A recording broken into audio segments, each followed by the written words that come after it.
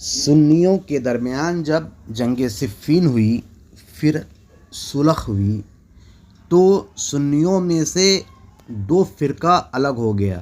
ایک فرقہ اس وجہ سے الگ ہوا کہ وہ صلح کے مخالف تھا اور وہ فرقہ شیعہ کہلایا، اور دوسرا فرقہ خارجی کہلایا۔ اس کا دعویٰ تھا کہ سنیوں کا یہ صلح شرک پر منحصر ہے، کیونکہ سنیوں نے غیر اللہ کو صلح کے لیے اپنا حکم بنایا ہے۔ حکم صرف اللہ تبارک تعالیٰ کی ذات ہے۔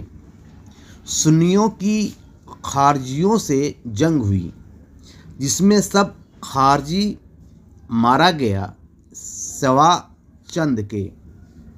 بعد میں خارجیوں نے حضرت علی رضی اللہ عنہ اور حضرت امیر معاویہ رضی اللہ عنہ پر حملہ کر دیا، جس میں حضرت مولا علی کرم اللہ وجہ الکریم شہید ہو گئے۔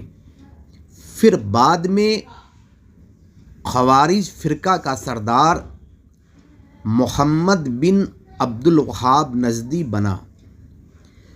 اس کے والد عبد الوہاب سنیوں کے بڑے عالموں میں سے تھے۔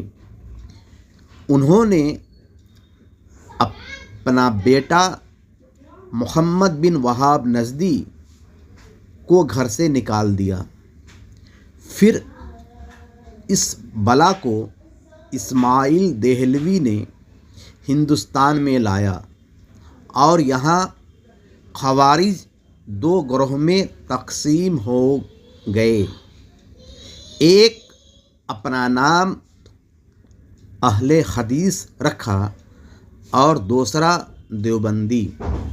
دونوں کا ایک ہی موقف ہے کہ سنی مشرک ہے۔